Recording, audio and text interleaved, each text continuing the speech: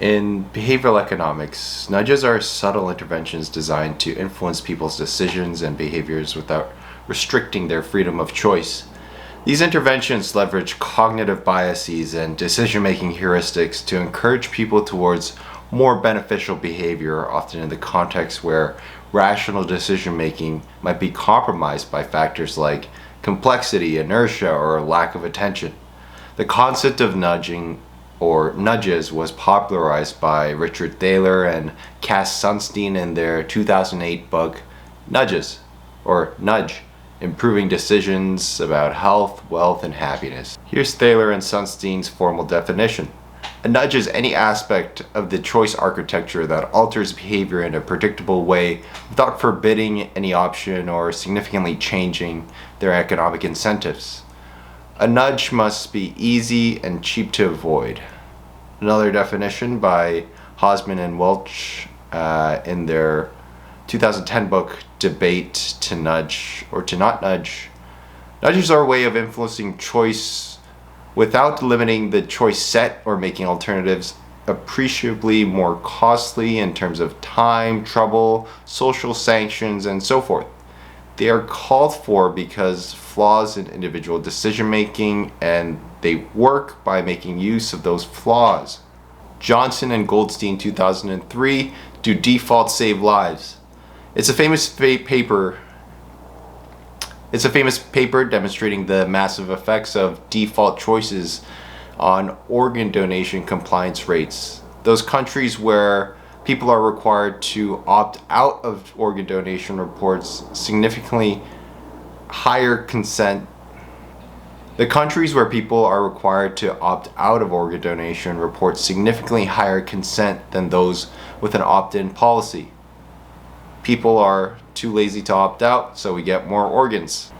Xu et al., 2012. Their title is Signing at the Beginning Makes Ethics Salient and Decreases Dishonest Self-Reporting in Comparison to Signing at the End. Very straightforward title. In this case, there is a financial incentive to report less miles driven, since reporting made the authors here sought to prime honesty by asking people to sign at the start of a form rather than at the end when reporting how many miles they had driven on their car for insurance purposes. In this case, there was a financial incentive to report less miles, since reporting more means you have to pay more, and the results were surprising in terms of people were more honest if they signed it at the beginning. Guinea et al., 2008, Put Your Money Where Your Butt Is, commitment contract for smoking cessation. CARES was a voluntary commitment product to help people quit smoking. Smokers got a savings account in which they put money for 6 months, after which they take a urine test. If they pass the test, their money is returned without interest. If they fail, all the money goes to charity. Others found that those who are offered CARES were more likely to quit smoking after 6 months. Volpe et al., 2009, a randomized controlled trial of financial incentives for smoking cessation. General Electric wanted its employees to stop smoking. The authors ran a RCT where the authors ran a randomized control trial where the treatment group received a cash incentive to quit. The control group received no incentive. Quitting for 6 months earned you $250, and quitting for 12 months earned you $400. The treatment group had 3 times the success rate of the control, an effect which persisted even after the financial incentives were discontinued after 12 months. Hunter et al., 2013, Physical Activity, Loyalty Cards for Behavioral Change, a quasi-experimental study. Here the authors used financial incentives to encourage healthy lifestyles in the workplace in Northern Ireland over a 12-week period, with a follow-up check after 6 months. The participants were either put into an incentive group or a no incentive group. Those who earned an incentive group had to monitor their physical activity and used a loyalty card to collect points and could earn rewards. The control group used their loyalty cards to monitor their activity, but they couldn't earn points or rewards. The results found no significant difference between the groups in terms of minutes of physical activity are recorded either after 12 weeks or after 6 months. A field experiment prompted people to form implementation intentions. A field experiment prompted people to form implementation intentions about the influenza vaccine. Those who received the prompt to write down just a date had a vaccination rate of 1.5%. So they had to specifically give a time or date when they'll get their influenza vaccine. Those who received the prompt to write down just a date of the vaccination had a 1.5% point higher than the control group, which is statistically insignificant. Those who received the more specific prompt to write down both the date and the time had a 4.2% point higher vaccination rate, a difference that is both statistically significant and of meaningful magnitude. So be specific when making appointments, and they'll actually go through with it. Authors ran a randomized control study using lotteries to encourage weight loss. In the treatment group, a person steps on a scale in the morning. The subject's weight is calculated and sent to a server, comparing it to its weight loss goals. The subject receives an email about their weight and text message regarding the daily lottery. Success in meeting the weight goals enters the subject into a daily lottery with a 20% chance of winning $10 and a 1% chance of winning $100. If a person doesn't meet their goals, they're still entered into the lottery, but if they win, they're notified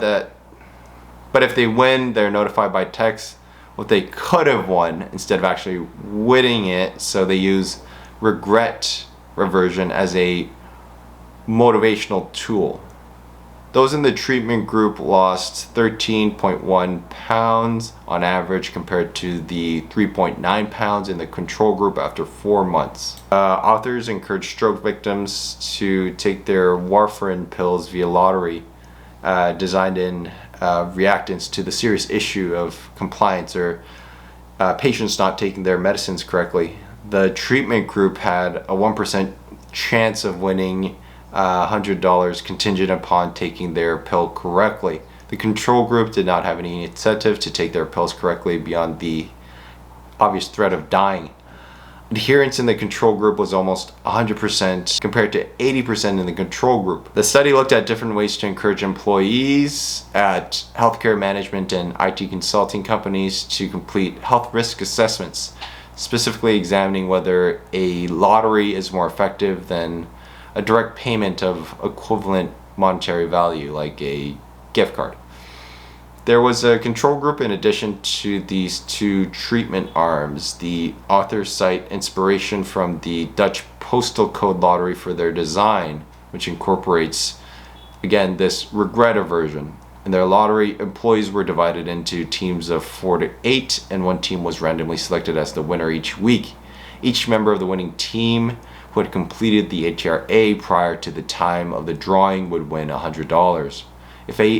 If at least 80% of the members of the team completed the HRA, the prize would increase to $125. The results showed significantly higher HRA compliance for the lottery group than the gift certificate group and the control. The effects were larger for lower income employees. A study in Malawi looked where treatment groups receive financial incentives to pick up their HIV results. Even a tiny incentive of 30 to 50 cents doubled the percentage of people coming in to collect their results compared to the control group before tapering off quickly as the incentives increased. The authors used randomized field experiments to test the efficacy of personalized information in letters sent to seniors for Medicare Part D prescription drug plans in the US. The control group was given the address of the Medicare plan provider website. The treatment group received a letter with the personalized cost information which was readily available for free and widely advertised.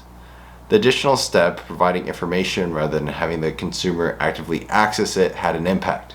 Plan switching was 28% in the intervention group, versus 17% in the control group, and the intervention caused an average decline in predicted consumer costs, about $100 a year among their letter recipients, roughly 5% of the costs. People are lazy, they want information readily handed to them. There's a paper with several studies looking at active choice in medicinal adherence context.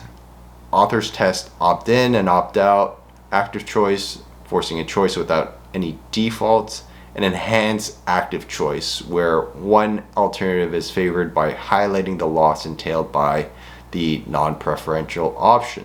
They tested this method by asking employees from an educational institution if they want to be reminded about receiving future flu shots. The results showed that enhanced active choices was by far the most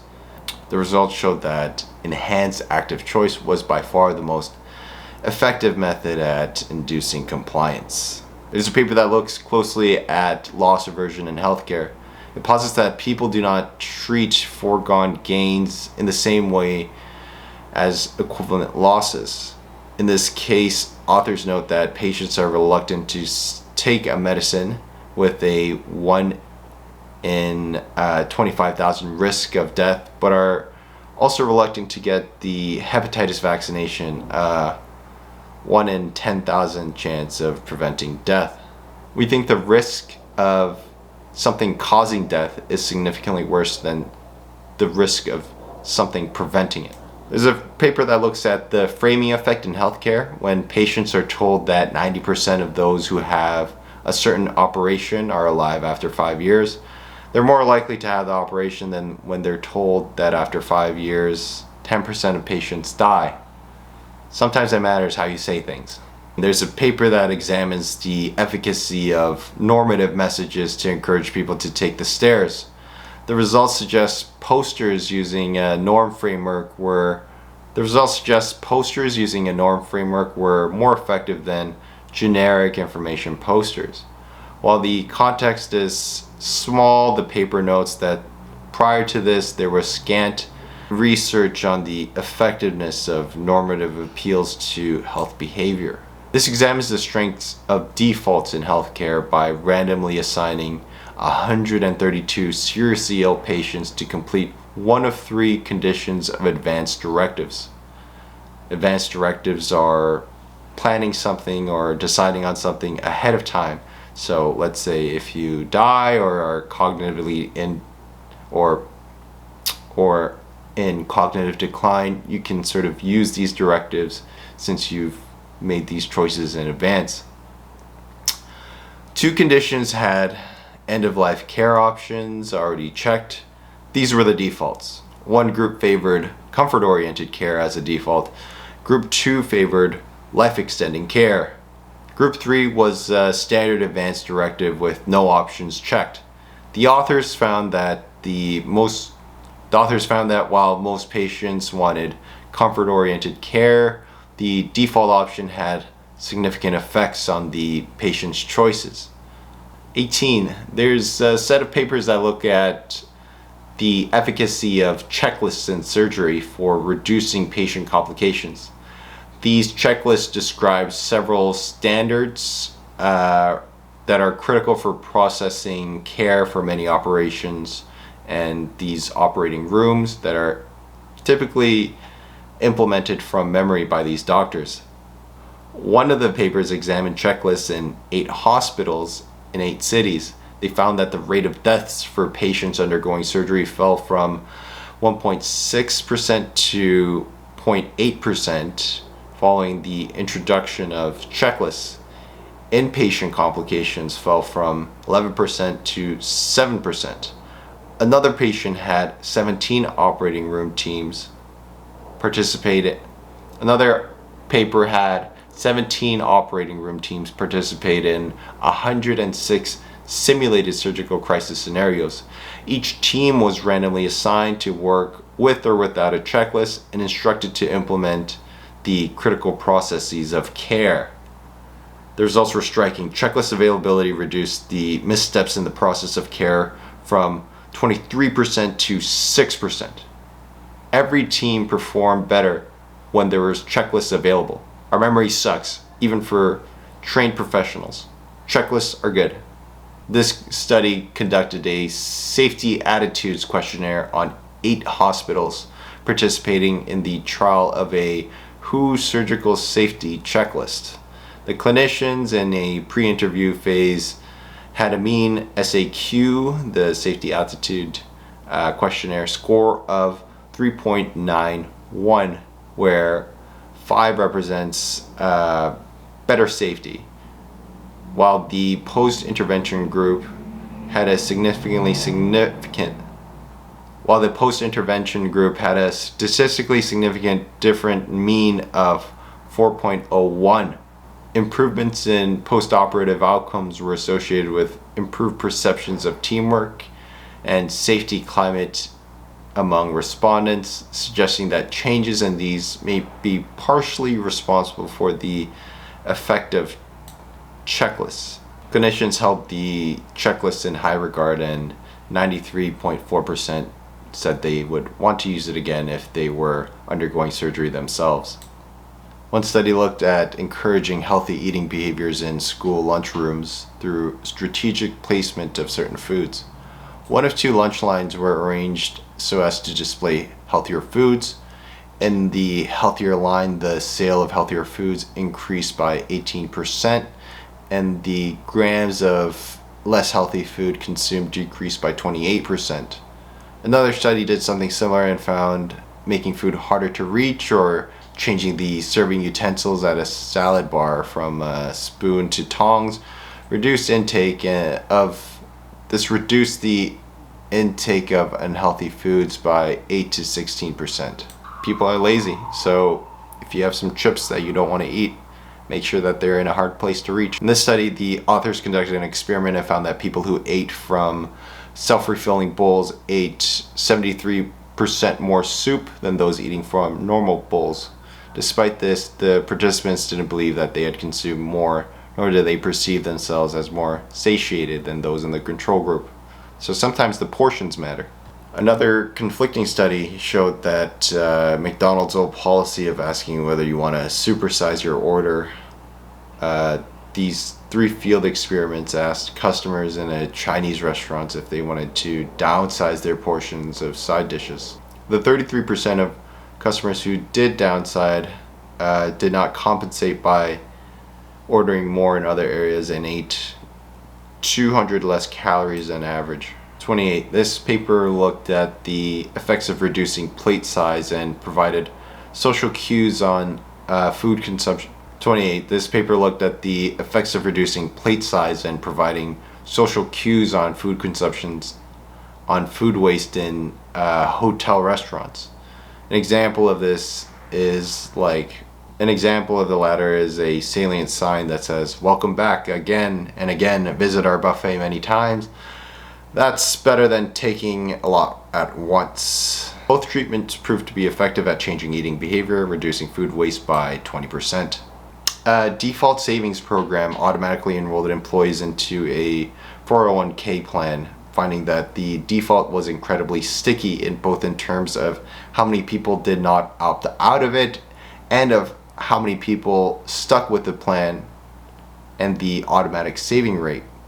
The Save More Tomorrow program used defaults to increase employee saving rates by automatically increasing the percentage of their wage devoted to savings. Average savings for this program had participants increase from 3.5% to 13.6% over the course of 40 months, while saving rates remained stagnant in the other 2 conditions. So just automatically putting more and forcing them to save made them actually save.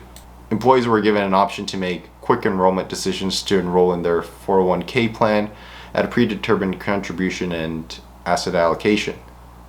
At one company, quick enrollment tripled 401k participation rates among new employees 3 months after hire. In keeping with the other works on pension, simplification of the decision-making process is a major factor in influencing consumer choice. One study, the authors thought that people may fail to sufficiently identify with their future selves to encourage them to save enough for retirement. So they showed participants a realistic age progressed rendering of themselves to make them need to save, and this made the need to save more salient. Participants could decide how much they want to save on a slider. If they indicated a low amount, they saw a age progressing rendering of themselves frowning. If they indicated a high amount, they saw the same figure smiling. Results showed that those who saw the age progressed rendering allocated on average more than twice as much as those who saw the non-age progressed rendering in a hypothetical account. The authors tried to help Kenyan farmers to match their actions with their intentions regarding their use of fertilizers by mitigating their present bias and procrastination tendencies. In their intervention, treatment groups received a visit from an NGO officer offering them vouchers to buy fertilizer in the future and offers to deliver it for free, though this would be prohibitively expensive to do on a large scale. This proved to be effective at increasing fertilizer use. Tax compliance, the behavioral insights team in the UK used social normative messages, the 9 out of 10 people do X, in letters to groups in tax arrears or people who are behind on their taxes in order to encourage them to increase tax compliance. They had several conditions. The control group received standard letters reminding the recipients to pay the amount that they owed. The treatment group received the same letters, but with an added social normative message in the form of 9 out of 10 people in your whatever demographic pay their tax on time. The result indicated all these treatments were effective at encouraging compliance. In particular, the difference in compliance rates between the control and the most effective treatment group was 15%. An experiment in Switzerland looked at the effect of moral suasion messages in letters. Paying your taxes is the right thing to do, and they sent this to taxpayers. In line with other experiments using this type of moral suasion, it found that this imploration had essentially no effect on tax compliant behavior. The behavioral insights team tested whether using personalized text message for collecting fines results in increased compliance. The most effective treatment included using the person's names and specifying how much they owed. A second larger trial found that people were more likely to make payments on their overdue fines if they received a text message containing their name, and the average value of fine repayments went up over 30%. One study looked at the efficacy of text message reminders and peer mentor outreaches to increase college entry among low-income students. The results showed that an automated and personalized text message campaign to remind students of required college tasks increased enrollment by 4 to 7%, with the effects concentrated among students who resided in communities with low levels of educational attainment. A paper examined the issue of low awareness and take-up rates for government support programs, specifically for college financial aid. The authors used two treatment groups to test for accuracy. The authors used two treatment groups to test: one, the efficacy of simplifying the application forms; two, the efficacy of having a tax professional guide them on completing the forms. The authors found that those who received assistance with their applications were significantly more likely to submit the applications, enroll in college, and receive further financial aid. These benefits were not seen for those given the simplified form, but no professional assistance. This speaks to the importance of channel factors. In this case, sitting down with a professional for an hour to complete an application can be really significant. The American electricity company O-Power used social normative messages comparing a person's electricity usage to that of their neighbors to reduce electricity consumption. This is an area where an interesting diversity of findings appear. One study found that the use of normative messages with injunctive emoticons effective at reducing consumption. Another study estimates that this program reduces consumption by around 2%. Another study found that this sort of normative nudge backfires with political conservatives who may actually increase their electricity consumption in reaction to it. A paper looked at the efficacy of using financial incentives to encourage pro-social behavior by levying 5% taxes on plastic bags in Washington, D.C. Despite the trivial fee, it had a significant effect on disposable bag use. A similar policy offered a 5% a similar policy offered a 5-cent bonus had no significant effect on behavior. Chicago school teachers were randomly asked to participate in a pay-for-performance program with gain and loss treatments. The gain group received traditional financial incentives at the end of the year in the form of a bonus linked to student achievement. Those teachers in the loss group were paid a lump sum in advance and asked to give it back if their students did not meet their performance targets. Teachers in both conditions received the same monetary teachers in both conditions received the same monetary bonus if they reached their targets. This approach resulted in an increase in math test scores for the loss condition by an equivalent of increasing teacher quality by more than 1 standard deviation. The authors conducted a field experiment to test the efficacy of eliciting implementation intentions when calling potential voters before the 2008 U.S. presidential election. They found that helping voters elucidate a specific voting plan, what time they would vote, where they would be coming from, and what they would be doing beforehand, increased voter turnout by 4.1%. The study ran a trial on Facebook using social proof to encourage people to vote during the 2010 U.S. congressional election. Treatment Group 1 contained 60 million people who saw the neutral "Get Out to Vote" ad with the clickable "I Voted" button. Treatment 2 group contained 600,000 people who saw an ad embedded with a social proof element showing that which of their friends had actually voted. The control group received no imploration to vote. The results showed that those who received the social message were more likely to have clicked "I voted," while treatment group 1 and the control group had the same turnout rates. Treatment group 2, which implemented the social proof mechanism, had significantly more turnout rates. Charitable giving. The authors examined the effect of framing on life-saving interventions and found interesting divergences. Participants were asked whether equipment should be bought for the use in airport safety procedures. In one condition, participants were told that equipment had a chance of saving 150 lives. In another condition, participants were told that it had an X chance of saving 150 lives. The author predicted that the participants would interpret saving 150 lives as diffusely good. 78. This paper examined the average donation received when participants were presented with an identifiable victim, a girl named Rokia, versus a dry statistical overview of the problem. The greatest amount of donations were elicited by the name alone, even more than a combination of statistics and a picture of Rokia.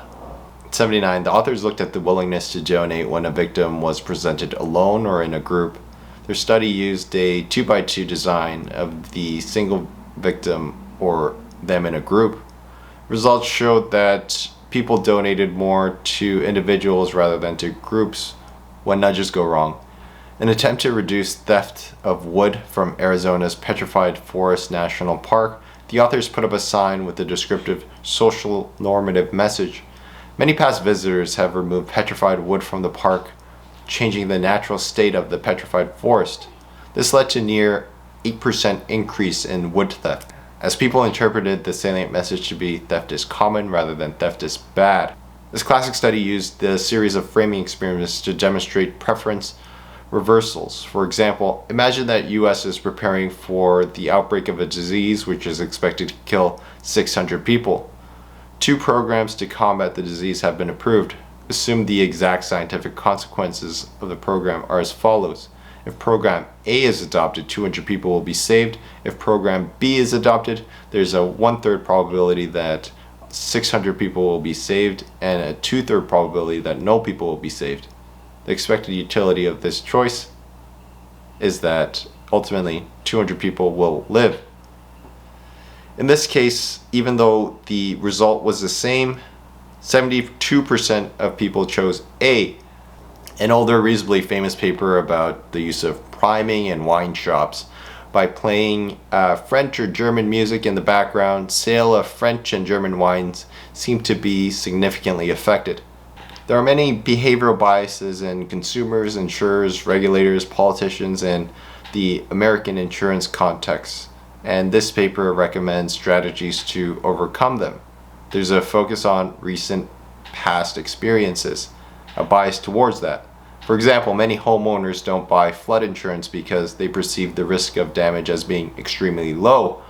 They are likely to buy insurance after a flood and then several years later cancel their policies. Insurers come up with schemes that correlate losses. For example, prior to 9/11, insurers viewed the losses from terrorism as so improbable that the risk was not explicitly mentioned or priced into any standard policy, despite the attempted bombing of the World Trade Center in 1993. After 9/11, most insurers refused to offer terrorism insurance rather than calculating a premium reflecting their best estimate of the risk. For example, insurance regulators aided Florida homeowners in hurricane-prone areas by setting up a state insurer, the Citizens Property Insurance Corporation, that offered coverage at prices lower than insurance. This offered coverage at prices lower than insurers would have charged at premiums, reflecting the risk. There's a paper on judicial decisions. It's not a nudge, but it's a fascinating piece of evidence of behavior that seems targetable by one. It looked at the parole decisions made by Israeli judges, finding that the percent of favorable rulings dropped gradually from around 65% to nearly 0% just prior to the judge's break, whether it's a lunch break or common recess. It then returned to 65% after the break. A paper looked at academics, whether they're prone to framing effects. They conducted a field experiment using economists as the subject. They sent letters to economists who submitted papers to the Economic Science Association. They sent letters to economists who submitted papers to the Economic Science Association in 2006, meeting in Nottingham. One sentence was varied in the letter to vary between 1, discount, and 2, penalty framing.